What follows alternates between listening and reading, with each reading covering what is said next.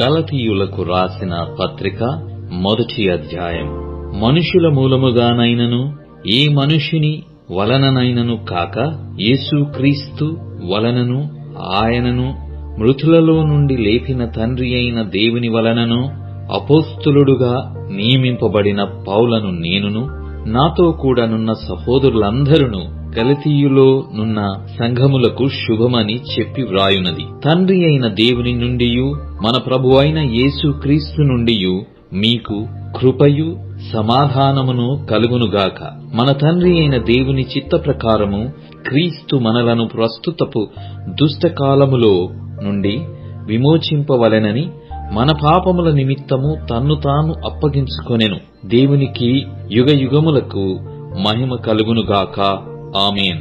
క్రీస్తు కృపను బట్టి మిమ్మును పిలిచిన వానిని విడిచి భిన్నమైన సువార్త తట్టుకు మీరింత త్వరగా తిరిగిపోవుట చూడగా నాకాశ్చర్యమగుచున్నది. అది మరి ఒక సువార్త కాదు గాని క్రీస్తు సువార్తను చెరపగోరి మిమ్మును కలవరపరచువారు కొందరున్నారు. మేము మీకు ప్రకటించిన సువార్తగాక మరి ఒక సువార్తను మేమైనను పరలోకము నుండి వచ్చిన యొక్క దూతయైనను మీకు ప్రకటించిన ఎడల అతడు శాపగ్రస్తుడవునుగాక. మేమిది వరకు చెప్పిన ప్రకారం ఇప్పుడును మరలా చెప్పుచున్నాము. మీరు అంగీకరించిన సువార్తగాక మరి ఒకటి ఎవడైనను మీకు ప్రకటించిన ఎడల వాడు శాపగ్రస్తుడవును కాక. ఇప్పుడు నేను మనుషుల దయను సంపాదించుకొన చూచుచున్నానా, దేవుని దయను సంపాదించుకొన చూచుచున్నానా? నేను మనుషులను సంతోషపెట్టగోరుచున్నానా? నేనిప్పటికిని మనుషులను సంతోషపెట్టువాడనైతే క్రీస్తు దాసుడను కాకపోవుదును. సహోదరులారా, నేను ప్రకటించిన సువార్త మనుష్యుని యోచన ప్రకారమైనది కాదని మీకు తెలియజెప్పుచున్నాను. మనుషుని వలన దానిని నేను పొందలేదు, నాకెవడును దాని బోధింపనూ లేదు గాని యేసుక్రీస్తు బయలుపరచుట వలననే అది నాకు లభించినది. పూర్వమందు యూదమతస్థుడనయ్యున్నప్పుడు నేను దేవుని సంఘమును అపరిమితముగా హింసించి నాశనము చేయుచు నా పితరుల పారంపర్యాచారమందు విశేష ఆసక్తి గల వాడనై నా స్వజాతీయులలో నా సమాన వయస్కులైన అనేకుల కంటే యూదుల మతములో ఆధిక్యత నొందితినని నా నడవడిని గూర్చి మీరు వింటిరి. ఆయనను తల్లి గర్భమునందు పడినది మొదలుకొని నన్ను ప్రత్యేకపర్చి తన కృపచేత నన్ను పిలిచిన దేవుడు నేను అన్యజనులలో తన కుమారుని ప్రకటింపవలెనని ఆయనను నాయందు బయలుపరపననుగ్రహించినప్పుడు మనుష్యమాత్రులతో నేను సంప్రదింపలేదు. నాకంటే ముందుగా అపోస్తలులైన వారి యొద్దకు యెరూషలేమునకైనను వెళ్ళనూ లేదు గాని వెంటనే అరేబియా దేశములోనికి వెళ్ళితిని. పిమ్మట దమస్కు పట్టణమునకు తిరిగి వచ్చి తిని అటుపైని 3 సంవత్సరములైన తరువాత కేఫాను పరిచయము చేసుకొనవలెనని యెరూషలేమునకు వచ్చి అతనితో కూడా 15 దినములుంటిని. అతనిని తప్ప అపోస్తలులలో మరి ఎవరిని నేను చూడలేదు గాని ప్రభువు యొక్క సహోదరుడైన యాకోబును మాత్రము చూచితిని. నేను మీకు వ్రాయుచున్న ఈ సంగతుల విషయమై ఇదిగో దేవుని ఎదుట నేను అబద్ధమాడుటలేదు. పిమ్మట సిరియా కిలికియ ప్రాంతములలోనికి వచ్చి తిని క్రీస్తునందున్న యూదయ సంఘముల వారికి నా ముఖపరిచయము లేకుండెను గాని మునుపు మనలను హింసపెట్టిన వాడు తాను పూర్వమందు పాడు చేయుచు వచ్చిన మతమును ప్రకటించుచున్నాడను సంగతి మాత్రమే విని వారు నన్ను బట్టి దేవుని మహిమపరచెరి. గలతీయులకు రాసిన పత్రిక 2వ అధ్యాయము. అటుపిమ్మట 14 సంవత్సరములైన తరువాత నేను తీతును వెంట పెట్టుకుని బర్నబాతో కూడా యెరూషలేమునకు తిరిగి వెళ్ళితిని. దేవదర్శన ప్రకారమే వెళ్ళితిని. మరియు నా ప్రయాసము వ్యర్థమవునేమో లేక వ్యర్థమైపోయినదేమో అని నేను అన్యజనులలో ప్రకటించుతున్న సువార్తను వారికిని ప్రత్యేకముగా ఎన్నికైన వారికిని విశదపరిచితిని. అయినను నాతో కూడానున్న తీతు గ్రీసు దేశస్థుడైనను అతడు సున్నతి పొందుటకు బలవంత పెట్టబడలేదు. మన వలన దాసులుగా చేసుకొనవలెనని క్రీస్తు యేసు వలన మనకు కలిగిన మన స్వాతంత్ర్యమును వేగు చూచుటకు రహస్యముగా తేబడి దొంగతనముగా ప్రవేశించిన కపట సహోదరుల వలన జరిగినది. సువార్త సత్యము మీ మధ్యను నిల్చున్నట్లు మేము వారికి ఒక్క గడియ అయినను లోబడుటకు ఒప్పుకొనలేదు. ఎన్నటికైనా వారుగా ఎంచబడిన వారి యొద్ద నేనేమియూ నేర్చుకొనలేదు. వారెంతటి వారైనను నాకు లక్ష్యము లేదు. దేవుడు నరుని వేషము చూడడు. ఆ ఎన్నికైన వారు నాకేమియూ ఉపదేశింపలేదు. అయితే సున్నతి పొందిన వారికి బోధించుటకై సువార్త పేతురుకేలాగు అప్పగింపబడెనో అలాగు సున్నతి పొందని వారికి బోధించుటకై నాకప్పగింపబడెనని వారు చూచినప్పుడు, అనగా సున్నతి పొందిన వారికి అపోస్తలుడవుటకు పేతురునకు సామర్థ్యము కలగజేసిన వాడే అన్యజనులకు అపోస్తలుడు అవుటకు నాకును సామర్థ్యము కలగజేసెనని వారు గ్రహించినప్పుడు, స్తంభములుగా ఎంచబడిన యాకోబు, కేఫా, యోహాను అనువారు నాకు అనుగ్రహింపబడిన కృపను కనుగొని, నేను అన్యజనులకును తాము సున్నతి పొందిన వారికిని అపోస్తలులుగా ఉండవలెనని చెప్పి తమతో పాలివారమగుటకు సూచనగా నాకును బర్నబాకును కుడి చేతిని ఇచ్చిరి. మేము బీదలను జ్ఞాపకము చేసుకొనవలెనని మాత్రమే వారు కోరిరి. అలాగు చేయుటకు నేనును ఆసక్తి కలిగియుంటిని. అయితే కేఫా అంతియోకయకు వచ్చినప్పుడు అతడు అపరాధిగా తీర్చబడెను గనుక నేను ముఖాముఖిగా అతనిని ఎదిరించితిని. ఏలయనగా యాకోబు నొద్ద నుండి కొందరు రాకమునుపు అతడు అన్యజనులతో భోజనము చేయుచుండెను గాని వారు రాగానే సున్నతి పొందిన వారికి భయపడి వెనుక తీసి వేరైపోయెను. తక్కిన యూదులను అతనితో కలిసి మాయావేషము వేసుకొనిరి గనక బర్నబా కూడా వారి వేషధారణము చేత మోసపోయెను. వారు సువార్త సత్యము చొప్పున క్రమముగా నడుచుకొనకపోవుట నేను చూచినప్పుడు అందరి ఎదుట కేఫాతో నేను చెప్పినదేమనగా, నీవు యూదుడవై ఉండియు యూదుల వలె కాక అన్యజనుల వలెనే ప్రవర్తించుచుండగా అన్యజనులు యూదుల వలె ప్రవర్తింపవలెనని ఎందుకు బలవంతము చేయుచున్నావు? మనము జన్మము వలన యూదులమే గాని అన్యజనులలో చేరిన పాపులము కాము.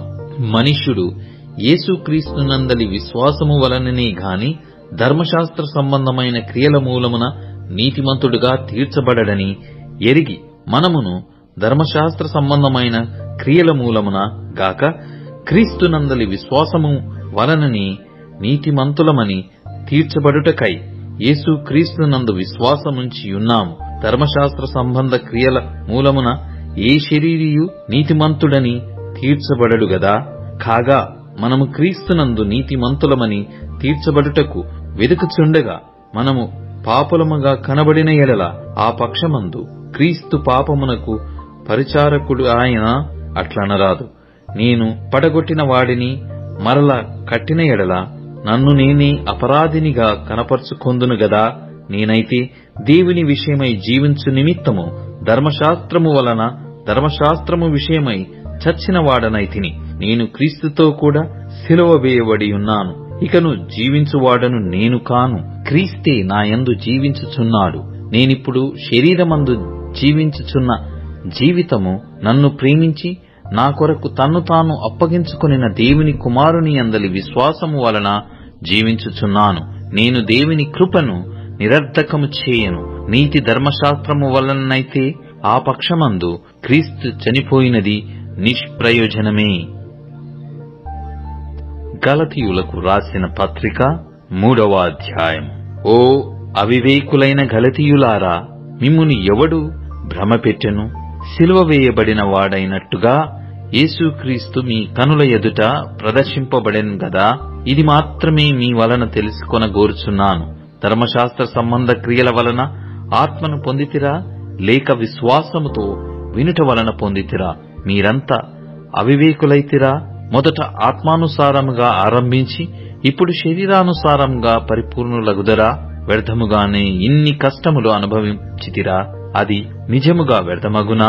ఆత్మను మీకు అనుగ్రహించి మీలో అద్భుతములు చేయించువాడు ధర్మశాస్త్ర సంబంధ క్రియల వలన లేక విశ్వాసముతో వినుట వలన చేయించుచున్నాడు. అబ్రహాము దేవుని నమ్మెను, అది అతనికి నీతిగా ఎంచబడెను. కాబట్టి విశ్వాస సంబంధులే అబ్రహాము కుమారులని మీరు తెలుసుకొనుడి. దేవుడు విశ్వాస మూలముగా అన్యజనులను నీతిమంతులుగా తీర్చునని లేఖనము ముందుగా చూచి, నీయందు అన్యజనులందరూ ఆశీర్వదింపబడుదురు అని అబ్రహామునకు సువార్తను ముందుగా ప్రకటించెను. కాబట్టి విశ్వాస సంబంధులే విశ్వాసము గల అబ్రహాముతో కూడా ఆశీర్వదింపబడుదురు. ధర్మశాస్త్రము విధించిన క్రియలకు సంబంధులందరూ శాపమునకు లోనయ్యున్నారు. ఎందుకనగా ధర్మశాస్త్రం గ్రంథమందు వ్రాయబడిన విధులన్నీయు చేయుటయందు నిలకడగా ఉండని ప్రతి వాడును శాపగ్రస్తుడు అని వ్రాయబడియున్నది. ధర్మశాస్త్రము చేత ఎవడును దేవుని ఎదుట నీతిమంతుడని తీర్చబడను సంగతి స్పష్టమే. ఏలయనగా నీతిమంతుడు విశ్వాసమూలముగా జీవించును. ధర్మశాస్త్రము విశ్వాస సంబంధమైనది కాదు గాని దాని విధులను ఆచరించువాడు వాటి వలననే జీవించును. ఆత్మను గూర్చిన వాగ్దానము విశ్వాసం వలన మనకు లభించినట్లు అబ్రహాము పొందిన ఆశీర్వచనము క్రీస్తు యేసు ద్వారా అన్యజనులకు కలుగుటకై క్రీస్తు మన కోసము శాపమై మనలను ధర్మశాస్త్రము యొక్క శాపము నుండి విమోచించెను. ఇందును గూర్చి మ్రాను మీద వ్రేలాడిన ప్రతి వాడును శాపగ్రస్తుడు అని వ్రాయబడి ఉన్నది. సహోదరులారా, మనుష్యరీతిగా మాట్లాడుచున్నాను. మనుషుడు చేసిన ఒడంబడిక అయినను స్థిరపడిన తరువాత ఎవడును దాని కొట్టివేయడు, దానితో మరేమియు కలుపడు. అబ్రహామునకును అతని సంతానమునకు వాగ్దానములు చేయబడెను. ఆయన అనేకులను గూర్చి అన్నట్టు సంతానములకును అని చెప్పక ఒకని గూర్చి అన్నట్టే నీ సంతానమునకును అనెను. ఆ సంతానము క్రీస్తు. నేను చెప్పునదేమనగా 430 సంవత్సరములైన తరువాత వచ్చిన ధర్మశాస్త్రము వాగ్దానమును నిరర్థకము చేయునంతగా పూర్వమందు దేవుని చేత స్థిరపరచబడిన నిబంధనను కొట్టివేయదు. ఆ స్వాస్థ్యము ధర్మశాస్త్ర మూలముగా కలిగిన ఎడల ఇక వాగ్దాన మూలముగా కలిగినది కాదు. అయితే దేవుడు అబ్రహామునకు వాగ్దానము వలననే దానిని అనుగ్రహించెను. అలాగైతే ధర్మశాస్త్రం ఎందుకు? ఎవనికి ఆ వాగ్దానము చేయబడెనో ఆ సంతానము వచ్చు వరకు అది అతిక్రమములను బట్టి దానికి తరువాత ఇయ్యబడెను. అది మధ్యవర్తి చేత దేవదూతల ద్వారా నియమింపబడెను. మధ్యవర్తి యొకనికి మధ్యవర్తి కాడు గాని దేవుడొక్కడే. ధర్మశాస్త్రము దేవుని వాగ్దానములకు విరోధమైనదా? అట్లనరాదు.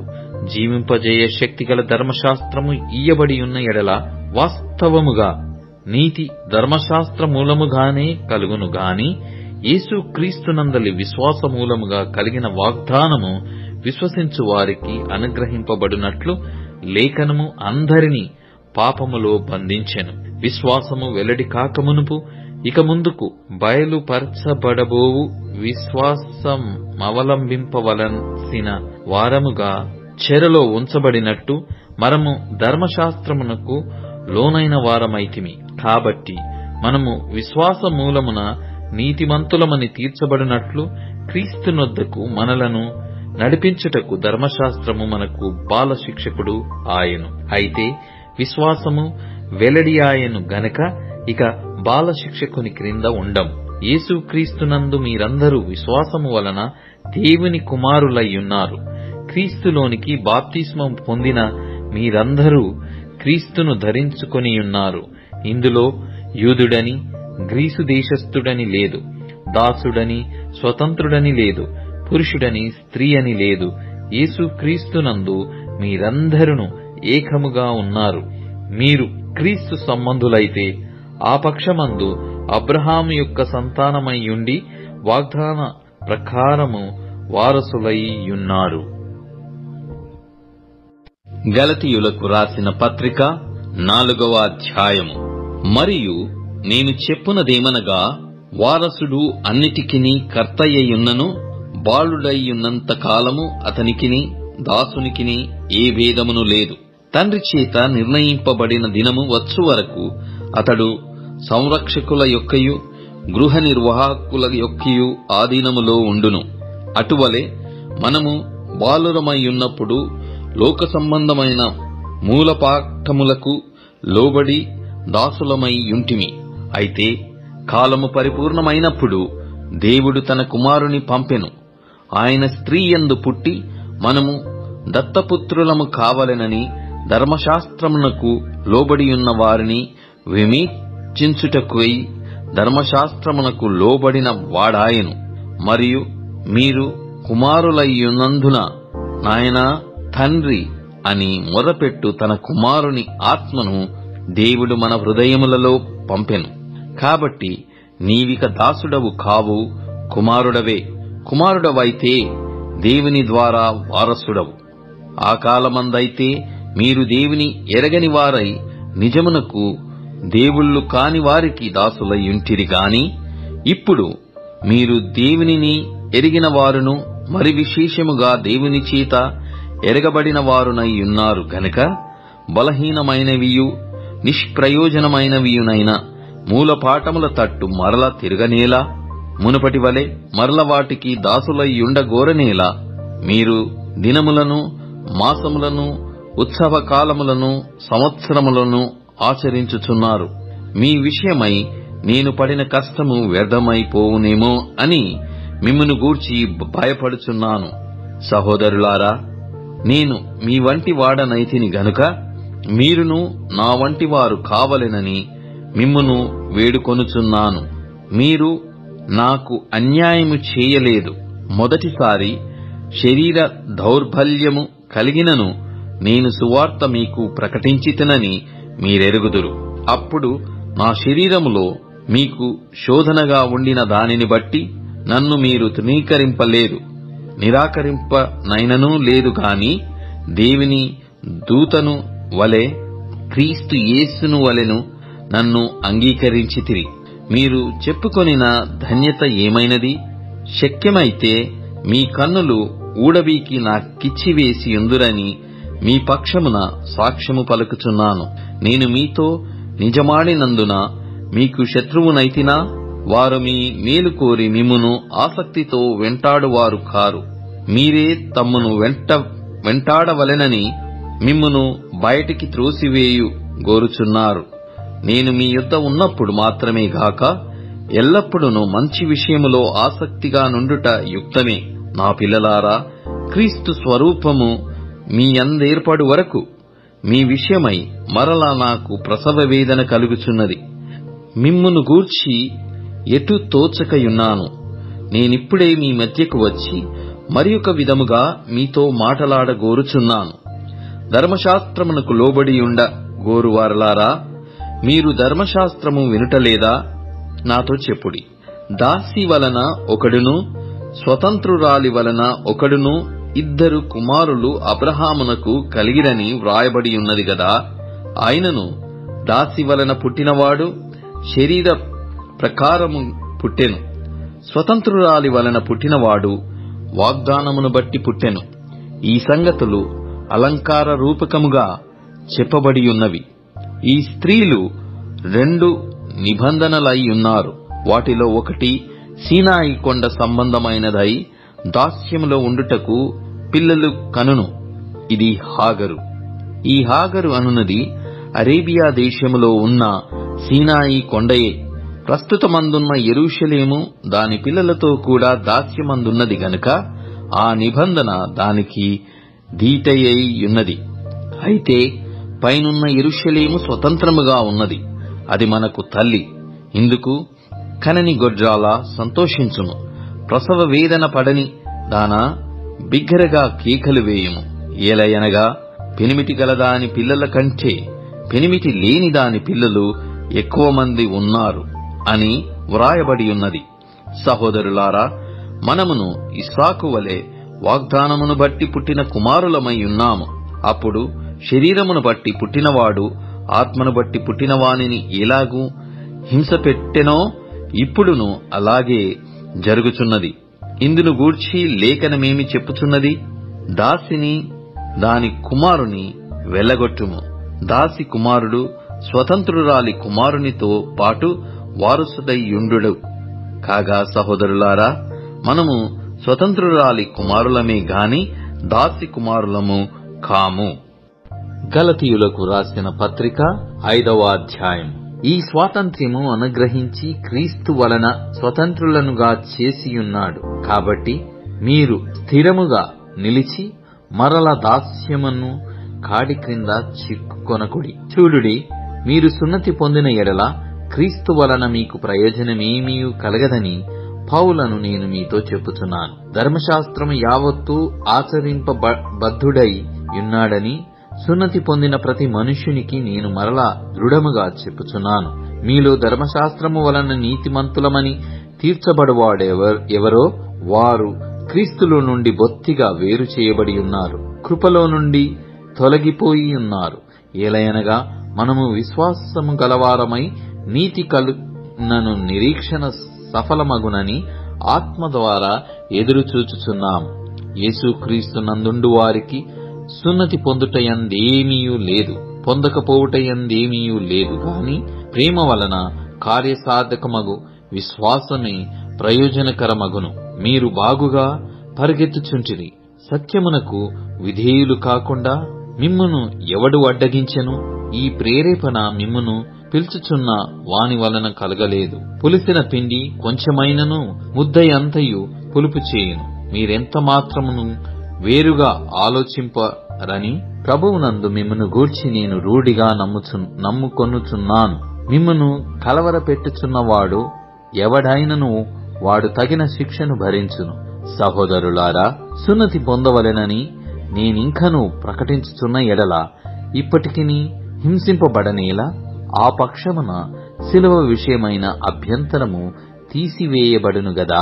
మిమ్మును కలవరపెట్టువారు తమ్మును తాము ఛేదించుకొనుట మేలు. సహోదరులారా, మీరు స్వతంత్రులుగా ఉండుటకు పిలువబడితిరి. అయితే ఒక మాట, ఆ స్వాతంత్ర్యమును శరీర క్రియలకు హేతువు చేసి కొనక ప్రేమ కలిగిన వారై ఒకనికొకడు దాసులయ్యుండుడి. ధర్మశాస్త్రమంతయు నిన్ను వలె నీ పొరుగువానిని ప్రేమించుము అను ఒక్క మాటలో సంపూర్ణమయ్యున్నది. అయితే మీరు ఒకనినొకడు కరుచుకొని భక్షించిన ఎడల మీరు ఒకని వలన ఒకడు బొత్తిగా నశించిపోదురేమో చూచుకొనుడి. నేను చెప్పునదేమనగా, ఆత్మానుసారంగా నడుచుకొనుడి, అప్పుడు మీరు శరీరేచ్ఛను నెరవేర్చరు. శరీరము ఆత్మకును, ఆత్మ శరీరమునకును విరోధముగా ఆపేక్షించును. ఇవి ఒకదానికొకటి వ్యతిరేకముగా ఉన్నవి గనుక మీరేవి చేయ నిశ్చయింతురో వాటిని చేయకుందురు. మీరు ఆత్మచేత నడిపింపబడిన ఎడల ధర్మశాస్త్రమునకు లోనైన వారు కారు. శరీర కార్యములు స్పష్టమయ్యున్నవి. అవేవనగా జారత్వము, అపవిత్రత, కాముకత్వము, విగ్రహారాధన, అభిచారము, ద్వేషములు, కలహము, మత్సరములు, క్రోధములు, కక్షలు, భేదములు, మితములు, అసూయలు, మత్తతులు, అల్లరితో కూడిన ఆటపాటలు మొదలైనవి. వీటిని గూర్చి నేను మునుపు చెప్పిన ప్రకారము ఇట్టి వాటిని చేయువారు దేవుని రాజ్యమును స్వతంత్రించుకొనరని మీతో స్పష్టముగా చెప్పుచున్నాను.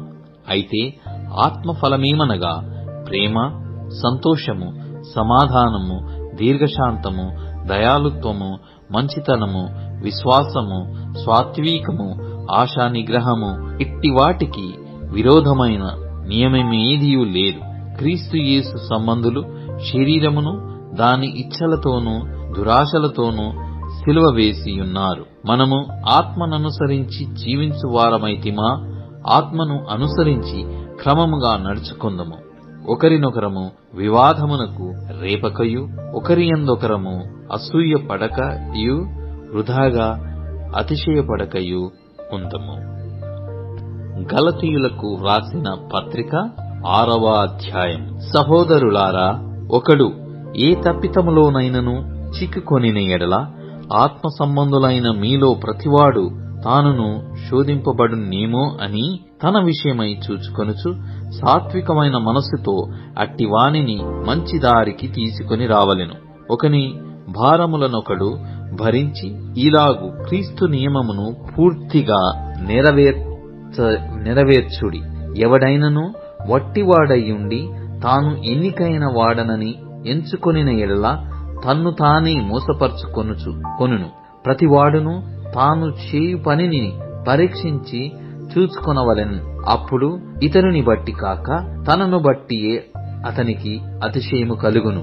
ప్రతివాడును తన బరువు తానే భరించుకొనవలెను గదా. వాక్యోపదేశము పొందువాడు ఉపదేశించు వానికి మంచి పదార్థములన్నిటిలో భాగమియ్యవలెను. మోసపోకుడి, దేవుడు వెక్కిరింపబడడు. మనుషుడు ఏమి విత్తునో ఆ పంటనే కోయును. ఎలాగనగా తన శరీర ఇచ్ఛలను బట్టి విత్తువాడు తన శరీరము నుండి క్షయమను పంట కోయును. ఆత్మను బట్టి విత్తువాడు ఆత్మ నుండి నిత్య జీవమను పంటను కోయును. మనము మేలు చేయుట యందు విసుకక యుందము.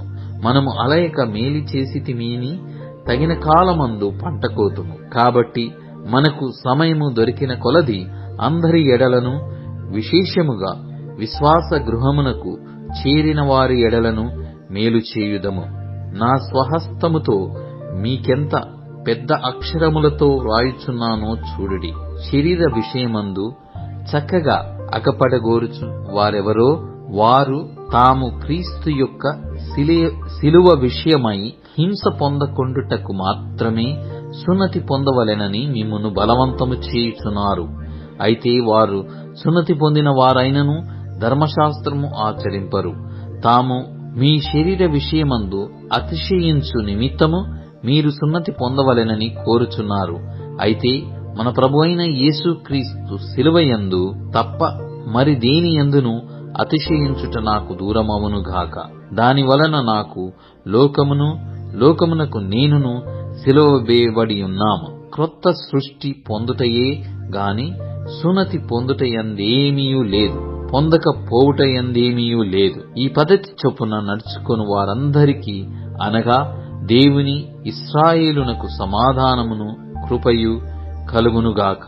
నేను యేసు యొక్క ముద్రలు నా శరీరమందు ధరించియున్నాను.